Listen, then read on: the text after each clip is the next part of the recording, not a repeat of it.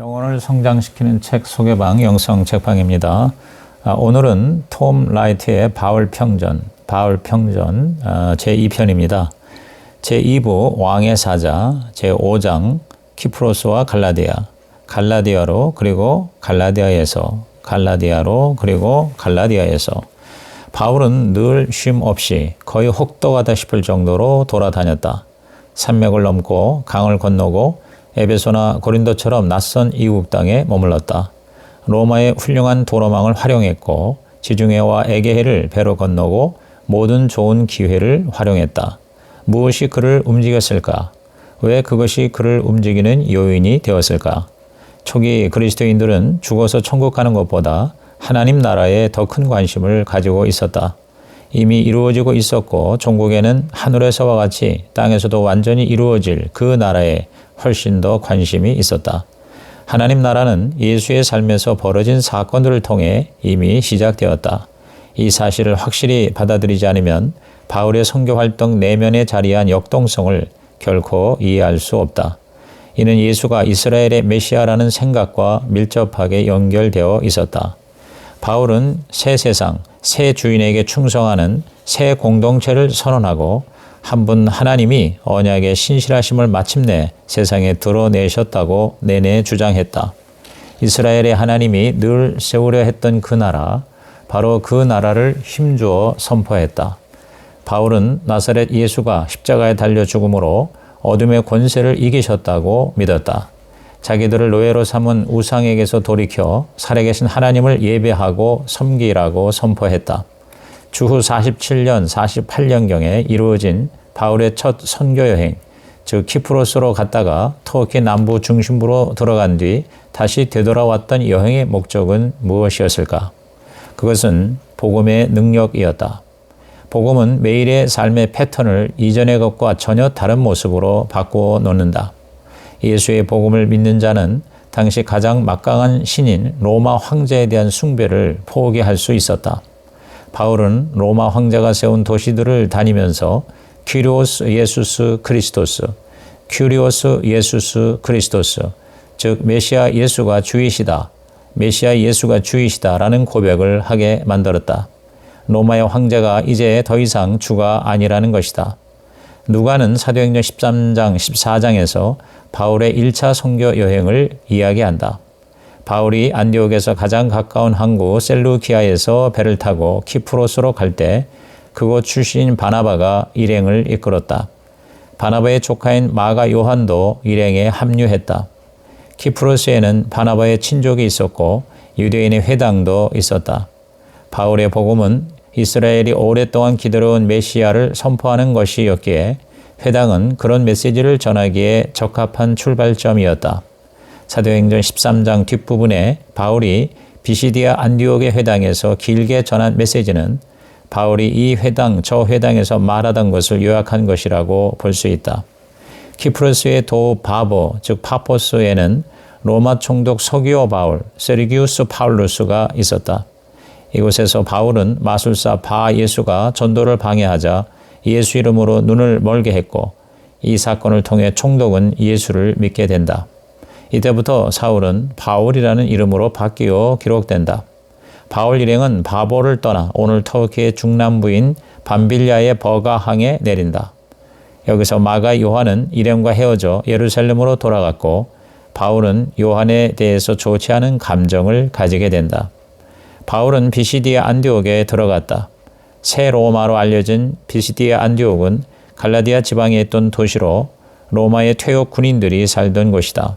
황제 숭배의 신전과 로마의 전형적인 건물로 가득 차 있었다. 이곳 회당에서 바울은 긴 연설을 하며 복음을 전했다. 바울은 예수가 다윗 왕의 진정한 자손이라는 것을 아주 강하게 부각시켰다.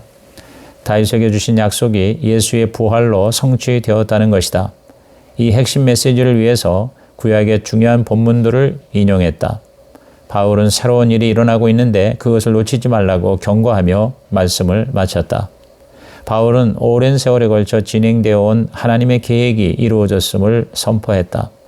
바울의 메시지는 아브라함과 다윗과 예언자들의 연속선상에 있음을 주장하면서도 메시아 예수께 충성을 고백한 비유대인까지 아우르는 것이었다. 이방인들이 믿고 기뻐하는 모습을 본 일부 유대인들은 폭력을 동원하여 반대했다. 이에 바울과 바나바는 상징적인 행동으로 자신들의 발에 묻은 먼지를 떨어버리고 그 도시를 떠났다. 그러나 그들이 떠난 후에 기쁨과 성령으로 충만한 새 공동체가 태동했다. 곧 이어 세 도시가 이어진다. 이고니온과 루스드라와 더베였다. 계속해서 바울의 사역 패턴이 나타났다. 바울의 선교와 메시지의 특징은 두 가지다. 첫째, 치유 사역은 새 시대가 동트고 있고 새 창조가 탄생했음을 보여준다. 둘째, 반대저로 인한 고난과 핍박이다. 이고니온과 루스드라에서 공격을 받고 심지어 돌에 맞아 버려져 죽을 뻔했다. 치유와 고난은 현 시대와 오는 시대의 중간에 나타나는 새 시대의 통치, 즉 하나님 나라의 모습이다. 바울이 말한 그의 육체적 가시는 어떤 질병일 수도 있지만 평생 복음 때문에 그가 당해야 했던 폭력의 결과일 수도 있다. 루스드라에서는 날 때부터 다리를 저는 사람을 명령 한마디로 고쳤더니 사람들은 바울과 바나바를 헤르메스와 제우스라고 여기며 숭배하기 시작했다. 율신 여호와로 우상 숭배를 격렬하게 거부했던 바울은 자기들을 이교의 신으로 모시려고 하는 사람들을 물리쳤다. 바울의 슬로건은 우상을 버리고 돌아서 살아계신 하나님을 섬기라. 우상을 버리고 돌아서 살아계신 하나님을 섬기라 하는 것이었다. 바울과 바나바는 군중 속으로 뛰어들어가 모든 전례 행렬을 해산시키고 음악을 멈추게 했다. 제우스, 헤르메스 그리고 모든 이방 잡신들은 가짜임이 드러났다. 한마디로 그들은 존재하지 않는다. 바울의 선교와 메시지는 처음부터 끝까지 한결같았다. 이스라엘의 하나님은 민족들을 포로로 사로잡고 있던 어둠의 세력들을 격파하시고 장엄한 두 번째 출애굽을 통해 예수를 죽음을 거쳐 부활하게 하심으로써 그가 다윗의 진정한 자손이요 이스라엘이 기다려온 메시아이며 온 세상의 참된 주이심을 선언하셨다. 갑자기 사정이 급변했다. 자기들을 혼란에 빠뜨리게 했다며 그 지역에 열심 넘치는 유대인과 화가 난 이방인은 힘을 합쳐 바울을 돌로 쳐 죽이려 했다. 사람들이 죽은 것으로 여겨 성 밖으로 던져진 바울은 다시 일어나 더베로 들어간다. 그곳에서 많은 제자들을 세운 바울은 루스드라 이고니안을 거쳐 다시 안디옥으로 돌아왔다. 바울과 바나바는 예수 안에서 절정을 이룬 이스라엘 이야기를 전할 때 하나님의 능력이 드러나는 것을 보았다.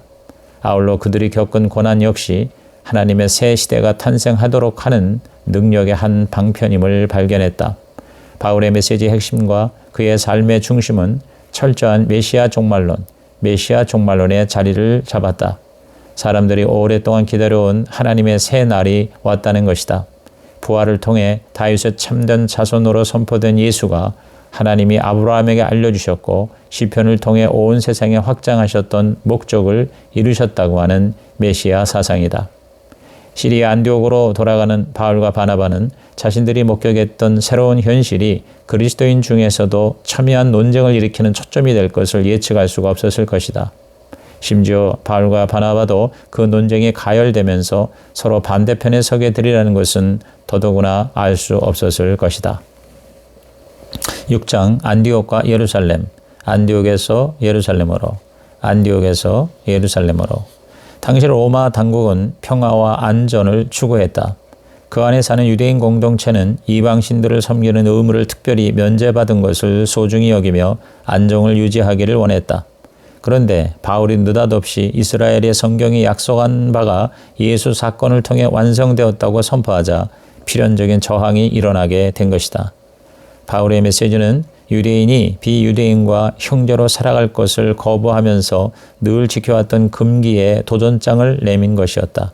더 나아가 예수의 죽음과 부활 그리고 성령의 강림은 이방 세계를 사로잡았던 권세들이 뒤집어졌으며 이제 메시아를 믿게 된 이방인들이 자신들을 더럽게 했던 우상 숭배와 부도덕에서 자유로워졌음을 의미했다. 당시 예루살렘은 예수 운동의 확실한 중심지였다. 야고보, 베드로, 요한이 새 성전인 메시아 신앙을 떠받치는 기둥들이었다. 그들은 이스라엘의 하나님이 인간으로 다시 오셨고 이제는 예수 따르미들 가운데 사신다고 믿었다. 그러나 그들의 정체감은 여전히 유대인이라는 정체감이었다. 그랬기에 예수의 메시아성을 받아들이면서도 유대교의 전통을 완전히 포기하지 않았다. 그 중에서도 초점은 할례라는 언약의 표지였다. 바울 시대만 해도 할례와 유대인은 사실상 같은 말이었다. 1세기의 유대인은 하나님이 언약을 갱신하실지라도 비유대인이 육체의 할례를 면제받을 수 있다는 생각은 전혀 없었다. 오히려 그 반대로 할례는 언약의 충성함을 보여주는 표지요 시금석이었다. 이방인을 원수로 여겼던 유대인 입장에서 멀리 디아스포라 지역에서 새로운 예수운동이 이방인을 유대인과 동등한 친구처럼 여기는 것은 받아들이기 어려웠다. 예루살렘 교회에서는 그러한 유대인을 충성스럽지 못한 유대인으로 여겼다. 그러나 바울은 율법의 메시지보다 사랑의 메시지, 외면만 준수하는 것보다 내면의 느낌, 규칙을 담은 책에 의지하는 종교나 전례 행위보다 마음으로 믿는 믿음을 주장했다. 그런 상황에서 4가지 일이 잇따라 일어났다. 첫째, 베드로는 안디옥으로 가서 잠시 교회 생활을 했다. 48년경의 일이었다. 둘째, 몇 사람이 예루살렘에서 안디옥으로 왔는데 바울과 논쟁을 하게 된다. 셋째, 바울이 이전에 세운 남부 지역의 작은 공동체들로부터 나쁜 소식을 받는다. 넷째, 바울이 첫 서신 갈라디아서를 집필한다. 이것들을 좀 더 자세히 설명해 보기로 하자. 베드로는 안디옥에 오기 전에 이미 사도행전 10장 11장에서 고넬료 사건을 통해 하나님께서 깨끗하게 하신 것을 속된 것으로 여겨서는 안 된다는 것을 알고 있었다. 베드로는 그 원리를 따라 이방인과 같이 식사하는 등의 죄의나 도덕성에 대해서 열린 마음을 가지고 있었다. 여기까지는 괜찮았는데 두 번째 사건, 즉 예루살렘에서 야고보가 보냈다고 하는 유대인들이 예수를 믿더라도 할례를 받아야 한다고 주장한 일이 문제가 되었다. 바울은 갈라디아서에서 이 일 때문에 베드로가 생각을 바꾸었다고 말한다. 바나바까지 그런 가식에 끌려가고 말았다고 흥분했다. 이것은 교리보다는 관습의 문제였다. 안디옥 교회에서는 할례와 관계없이 예수 믿는 모든 자가 같은 식탁에 앉을 수 있었다. 그러나 예루살렘은 그렇지 못했다. 그래서 예루살렘에서 온 이들이 이의를 제기한 것이다. 베드로는 물론 바나바조차 그런 주장에 동조한 것에 바울은 충격을 받았다. 유대인에게는 할례가 타협의 대상이 아니었다. 그러나 바울에게는 말이 안 되는 이야기였다. 예수는 유대교의 플러스 알파가 아니었다. 전혀 새로운 새 세계가 시작된 것이다. 이 문제에 대해 베드로가 영향이 있었기 때문에 바울은 더더욱 같이 밥을 먹다가 이방인이 함께할 때 자리를 떠난 베드로를 책망할 수밖에 없었다. 바울은 죄에서 구원받는 것이 중요했다. 그러나 유대인은 언약 가족 안에 있는 신분이 더 중요했다. 그래서 바울은 아브라함의 참 자녀가 되는 길은 예수에게 있다는 것을 강조했다. 언약 가족은 유대 율법에 의해 정의되는 것이 아니라 메시아 예수의 신실하심을 통해 정의되는 것이다. 이 문제를 언급하면서 바울은 갈라디아서 2장에서 4가지를 강조한다. 첫째, 메시아 예수가 하나님의 목적에 철저히 신실하여 십자가에서 죽기까지 순종하셨다는 것. 둘째, 예수를 따르는 것을 이스라엘의 하나님께 바치는 가장 중요한 충성으로 봐야 한다는 것. 셋째, 예수 따르는 자임을 보여주는 표지는 예수를 믿고 주로 고백하고 예수의 죽음과 부활을 믿는다는 것. 넷째, 이 예수 형상을 한 충성이 정말 중요하다면 율법의 어떠한 것도 예수를 따르는 이들 사이에 끼어들어서는 안 된다는 것이다. 나아갈 길은 오직 하나뿐이다. 그것은 메시아가 인도하신 길, 죽음을 통해 새 생명으로 나아가는 길로 가는 것이다. 이 여정은 유대인과 이방인을 가리지 않고 모든 메시아 백성에게 똑같이 적용된다. 예루살렘이나 안디옥이나 갈라디아나 어디서나 마찬가지다. 바울은 이제 내가 사는 것은 내가 아니라 내 안에 계신 메시아라고 고백한다. 나는 율법에 대해 죽었다. 이는 내가 하나님에 대해 살기 위함이다. 이러한 고백은 인류 역사 가운데 유대인이 쓴 말 가운데 가장 비범한 문장 중에 하나이다.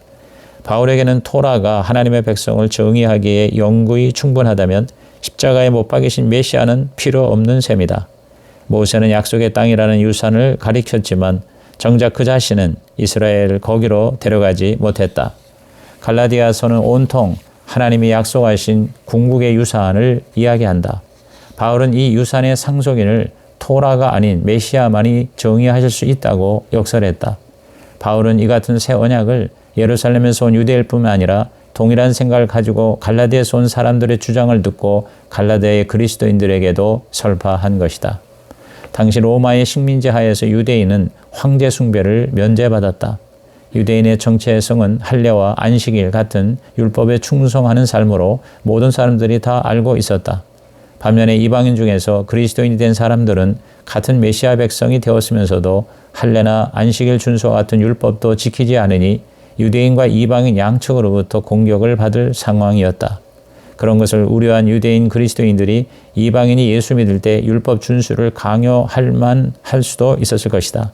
이 같은 복잡한 상황에서 바울이 오직 예수를 믿는 것 외에 어떠한 율법 조항도 지킬 필요가 없다고 주장한 것은 대단하고 용기 있는 행위였을 것이다.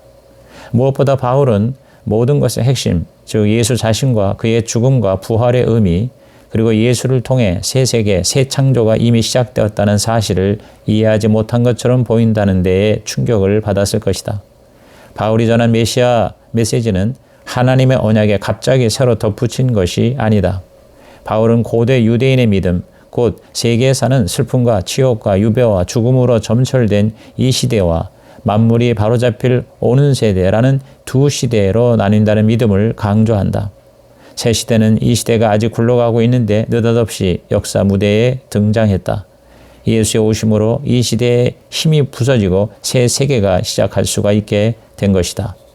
서신을 통해 외치는 이 같은 바울의 세계는 5가지로 요약 정리될 수 있다. 첫째, 예수를 통해 일어난 일이 새 창조의 시작이다. 옛 창조가 다 끝나기 전에 새 창조가 시작된 것이다. 그래서 갈라디아서 6장 15절에 할례도 무할례도 아무것도 아니다. 중요한 것은 새 창조다라고 한 것이다. 그러므로 할례를 받으려 하는 것은 새 창조를 믿지 않는 셈이다. 여전히 옛세계 사람이라고 말하는 것이요, 자신이 앉아있던 나뭇가지를 잘라버리는 일이다. 두 번째, 복음사건 그리고 바울의 사역은 성경이 하나님의 계획이라 밝힌 것의 완성이다. 바울은 이렇게 말한다. 유대인 사자들이 뭐라 말하든 나는 너희에게 예수를 통해 일어난 일과 내 자신의 사역을 통해 일어나고 있는 일이 바로 이스라엘의 성경이 늘 보여주었던 이름을 증명할 수 있다. 하나님이 아브라함에게 하셨던 약속, 곧 온 세상을 아우르는 가족에 대한 약속이 메시아 예수 안에서 완전히 이루어진 것이다.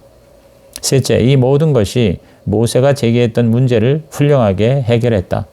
바울은 갈라디아서 3장에서 모세의 언약과 조상의 열심을 재해석한다. 하나님은 당신이 아브라함에게 하신 약속을 이행하셨지만 이는 거룩한 유대인과 사악한 이방인을 갈라놓지 않으셨다. 오히려 유대인과 이방인이 한 식구가 되는 믿음의 가족을 세우고 있었다. 이것은 하나님이 늘 뜻하시던 일이었다. 넷째로 이 일은 오랫동안 기다려왔던 새 출애굽을 통해 이루어졌다.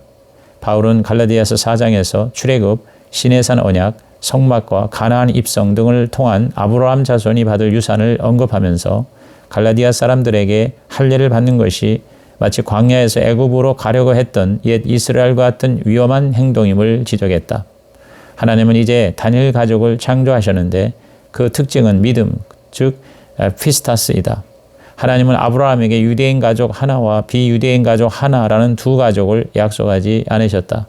그 한 가족이 되는 길은 오직 예수가 주이심을 고백하고 하나님이 그를 죽은 자 가운데서 부활시키셨음을 믿음으로써 메시아 자신의 신실하심을 그대로 되올려주는 믿음이다.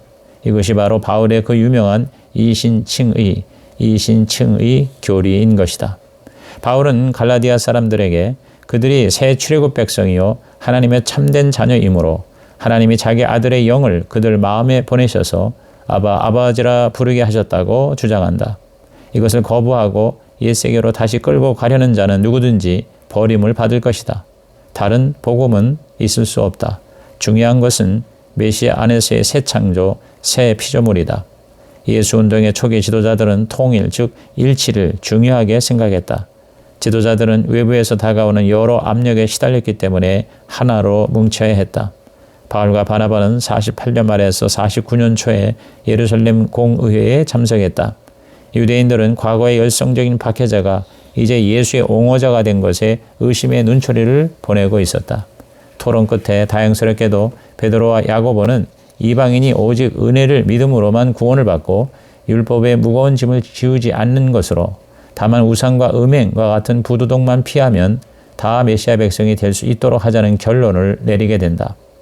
이제 모세의 율법이 부여한 제약이 더 이상 타당하지 않은 새 세대가 시작된 것이다. 이제 큰 쟁점은 해결되었다.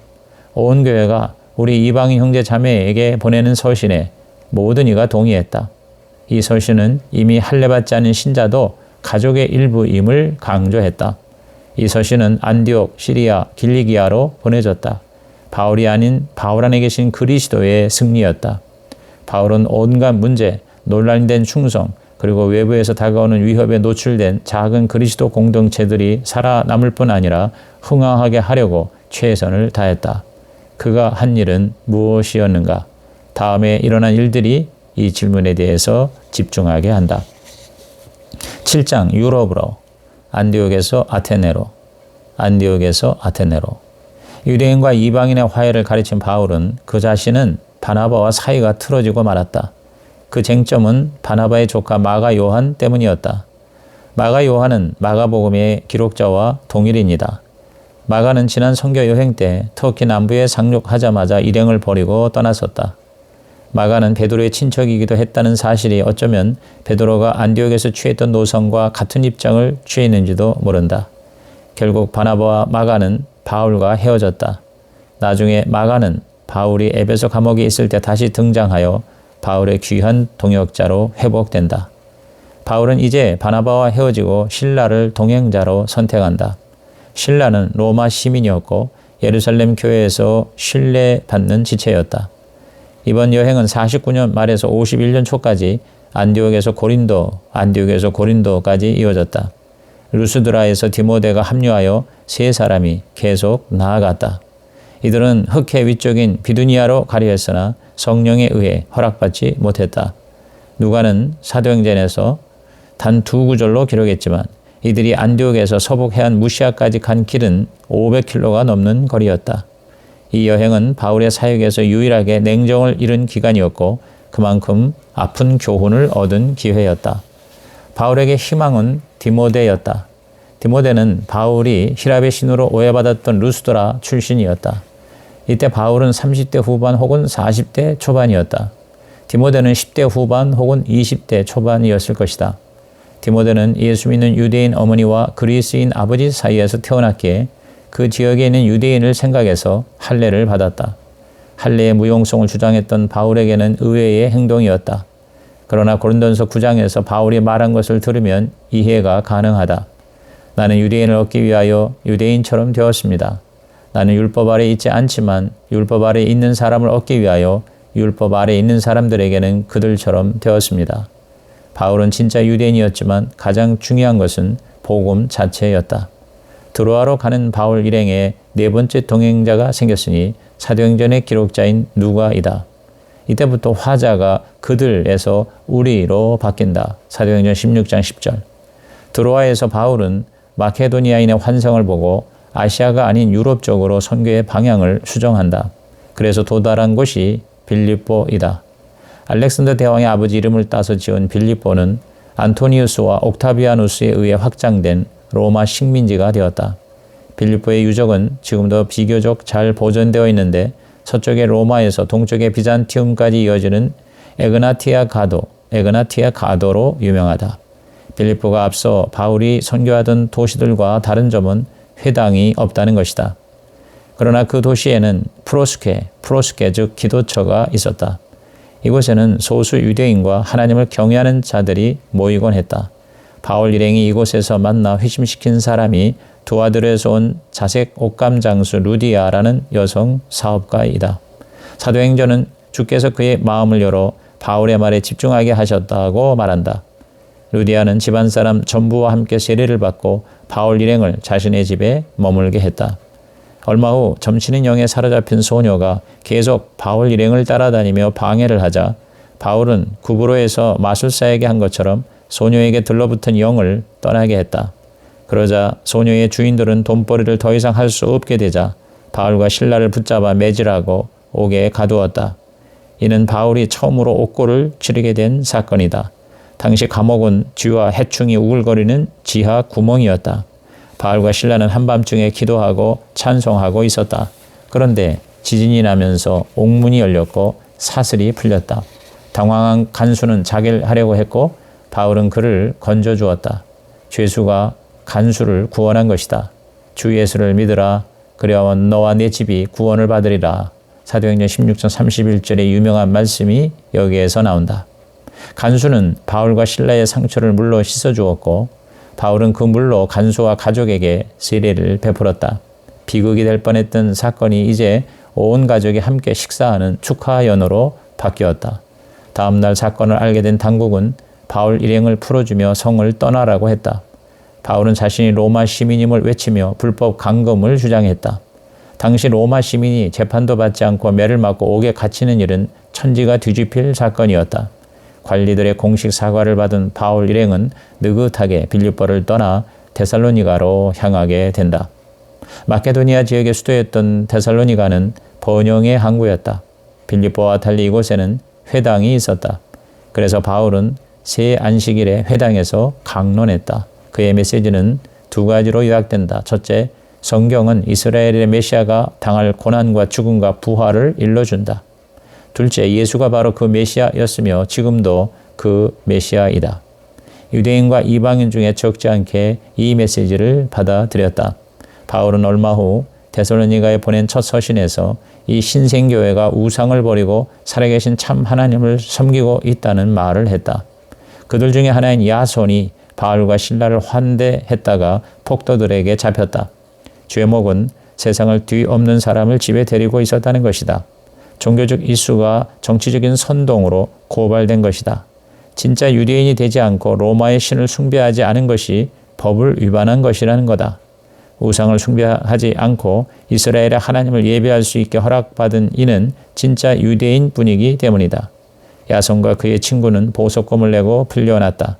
그 사이 바울과 실라는 밤을 틈타 성읍을 빠져나와 서쪽으로 80km 떨어진 베레아로 갔다. 베레아에 머문 기간은 짧았다. 그곳은 데살로니가와 달리 열린 마음으로 바울의 강론을 들었다. 우리는 베레아 사람들이 바울과 함께 앉아 환영 인사와 정담을 나누고 아브라함 이야기, 출애굽 드라마, 다윗의 기름 부음을 받은 이야기, 포로 생활의 어둠을 뚫고 새로운 새벽이 열릴 가능성을 가리키는 시편과 예언서를 꼼꼼히 살펴보는 모습을 상상해 본다. 이처럼 함께 성경을 연구하는 모습은 희망찬 출발 같다. 그러나 그 좋은 출발은 지속되지 않았다. 데살로니가에서 바울을 대적하던 유대인들이 이 베레아까지 쫓아와서 소동을 일으킨 것이다. 바울은 실라와 디모데를 뒤에 남겨두고 아테네에 도착한 후 그를 동행해 준 사람들에게 남은 자들을 속히 보내달라고 부탁했다. 바울은 그의 성격과 달리 그리스 남부 지역에서 상호 사랑과 신뢰의 바탕을 두고 성도들과 좋은 관계를 유지한 것 같다. 후에 빌립보에 보낸 편지에 온통 사랑으로 가득했기 때문이다. 바울의 설교와 가르침을 듣고 그 삶이 바뀐 사람들은 바울을 돕고 싶어 했었는데 빌립보 성도들이 이런 면에서 특히 두드러진 듯하다. 이 모든 일은 복음 때문에 일어난 것이다. 성령의 능력이 복음의 메시지를 통해 개개인의 마음과 생각과 삶을 바꾸어 놓았고 복음을 전하는 이와 듣는 이의 관계도 바꾸어 놓았다. 바울은 그가 세운 교회와 성도들에게 생명을 기꺼이 주고 싶다는 말을 서슴없이 했다. 이러한 강력한 동기는 바울이 나중에 코이노니아라고 부른 인격적 교제에 있다. 코이노니아는 사귐 이상의 동업 관계이다. 또 다른 단어는 아가페이다. 바울은 갈라디아서에서 나를 사랑하여 나를 위해 자신을 내주신 하나님의 아들, 나를 사랑하여 나를 위해 자신을 내주신 하나님의 아들이라고 썼다. 그 사랑이 바로 아가페이다. 우리는 바울이 그리스도 북부 도시들을 두루 다니며 선교하는 모습을 보면서 그런 사랑이 고난을 겪고 주를 찬미하는 사도가 자신을 바쳐 회중을 돌보는 사역으로 바뀌어 나타날 때 어떤 모습을 띠는지를 목격하게 된다. 이상 톰 라이트의 바울평전 제2편을 마칩니다.